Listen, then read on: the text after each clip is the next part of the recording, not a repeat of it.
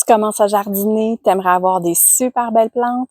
Alors reste à l'écoute, je t'explique comment développer ton pouce vert, même un pouce doublement vert. Je te fais un survol ici des besoins des plantes en nutriments. Je m'appelle Julie Cousineau, je suis permacultrice, je fais du design écologique, puis je partage mes conseils pour rendre ton jardinage écologique simple et efficace. Alors, développer son pouce vert, oui, heureusement, c'est quelque chose qui s'apprend pour savoir bien s'occuper de ses plantes et avoir des super belles plantes. Puis moi, je te parle de développer un pouce doublement vert parce que savoir s'occuper de ses plantes, c'est bien, mais si en plus tu adoptes des pratiques qui sont plus respectueuses de l'environnement, c'est encore mieux. Alors, besoin des plantes en nutriments. Je t'ai fait d'autres vidéos qui te parlent des autres besoins. Aujourd'hui, je te parle des nutriments. Donc, essentiellement, la plupart des plantes ont besoin de 17 éléments. Il y a les éléments organiques, donc carbone, oxygène et hydrogène. En gros, la matière sèche d'une plante, on a vu que la plante contient un minimum de 50% d'eau, donc la moitié en eau, l'autre moitié de la matière sèche. Bien, ce gros pourcentage-là de matière sèche, là, 90%, c'est du carbone et de l'oxygène. Ça provient exclusivement de la photosynthèse, quand la plante fixe le gaz carbonique dans ses tissus. Après ça, il reste un 5% qui est de l'hydrogène, ça provient de l'eau, et le reste, c'est les éléments minéraux que la plante va aller puiser majoritairement dans le sol. On pourrait aussi le faire absorber des minéraux par ses feuilles, mais en gros, elle va les puiser au niveau de ses racines. Donc, on va parler des macroéléments.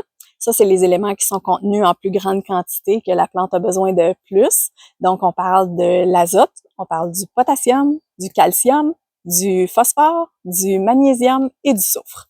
Et le reste, c'est les oligo-éléments. Ceux-là sont vraiment requis en minime quantité à la trace, mais sont vraiment essentiels par contre pour que la plante puisse effectuer toute sa croissance et son bon développement. Pour que les éléments minéraux puissent être absorbés par les plantes, il faut qu'ils soient présents dans le sol, mais aussi il faut qu'ils soient dissous dans l'eau du sol, il faut qu'ils soient libres et disponibles pour que les plantes puissent les absorber. Alors, l'eau doit se retrouver en quantité suffisante pour que la plante puisse absorber les éléments en même temps dans ses racines. Il faut que le sol soit aussi bien aéré parce que, comme toute cellule vivante, les cellules des racines ont besoin d'air pour pouvoir respirer, survivre et faire leur bon fonctionnement. Il faut que la température soit adéquate. Évidemment, en plein hiver, il n'y a pas d'absorption d'eau ni d'éléments minéraux. Il faut que la plante fasse de la photosynthèse. Comme on l'a vu, la photosynthèse permet à la plante de transpirer, de relâcher de la vapeur d'eau. Donc, c'est ça qui permet à la plante d'absorber de l'eau pour remplacer celle qui a été perdue. Il faut aussi que le pH du sol soit adéquat. Le pH, on réfère ici à la quantité d'ions hydrogène qui sont présents dans le sol. Et si ce pH-là est pas adéquat, ben c'est que la plante pourra pas avoir accès aux minéraux dont elle a besoin. Même s'ils sont présents, la plante pourra pas les prendre. Donc, le pH, pour la plupart des plantes cultivées, on cherche un pH alentour de 6,5, mais il y a vraiment des espèces qui ont des besoins très particuliers. Il y a une échelle qui correspond là, à chaque espèce pour qu'elles aient accès à leurs éléments minéraux. La qualité du sol, c'est vraiment ça qui va être déterminant puis qui va assurer que les éléments minéraux vont être disponibles. Je te ferai une autre vidéo qui t'en parle plus en profondeur, mais en gros, il faut vraiment venir stimuler la vie dans le sol. C'est ça qui va améliorer notre sol, sa qualité, qui va améliorer ses propriétés, qui va améliorer la structure du sol. Ça va permettre aux éléments minéraux d'être disponibles pour nos plantes. C'est une bonne idée de faire une analyse de son sol pour savoir c'est quoi la teneur des différents éléments minéraux. On peut savoir s'il y a des carences dans notre sol, si on a des besoins à venir combler.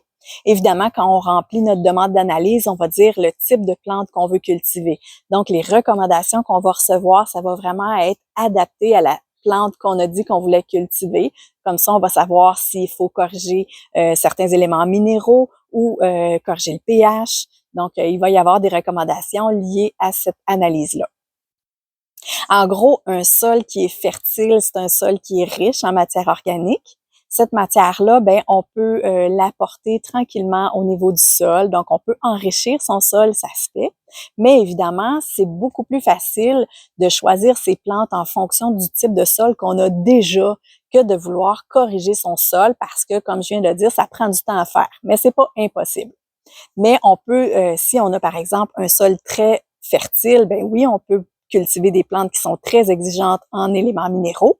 Mais sinon, ben, si on a un sol qui est très pauvre, à ce moment-là, c'est beaucoup plus facile de commencer avec des plantes qui sont tolérantes au milieu pauvre. Elles sont faites pour pousser dans ces conditions-là, puis justement préparer le sol, l'améliorer pour les prochaines plantes qui vont être plus exigeantes en éléments minéraux.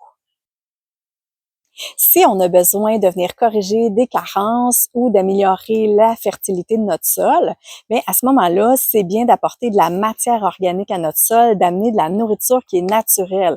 Pour faire pareil comme dans un écosystème naturel, on va venir choisir des amendements ou des engrais comme du compost, du fumier composté, des algues, de la farine de plume, de la farine de sang, de la poudre de roche, donc tout ce qui vous sonne naturel aux oreilles, ben c'est un bon amendement à venir apporter parce que ça va respecter le cycle naturel, ça va stimuler la vie du sol, qui va faire la décomposition de tous ces éléments-là et qui vont les rendre ensuite disponibles aux plantes.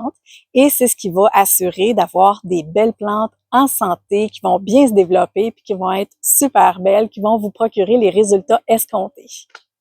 Alors, en bref, la nutrition des plantes, en gros, c'est la fixation du gaz carbonique pendant la photosynthèse. Le reste des petits éléments que la plante a besoin, elle doit les trouver dans le sol, ils doivent être disponibles. Donc, on a besoin d'un sol de bonne qualité pour pouvoir assurer cette nutrition-là. Et c'est en apportant de la matière organique au sol, de la matière qui est naturelle, qu'on va pouvoir enrichir tranquillement son sol, puis le maintenir à long terme. Alors, si tu as trouvé ma vidéo utile, clique sur j'aime, partage-la. Puis en terminant, télécharge mon guide. Je t'offre un guide gratuit. Je te partage 9 astuces simples que tu peux appliquer sur ton terrain pour bien prendre soin de toi, de ta famille, puis de l'environnement. Tu vas trouver le lien dans la description du vidéo.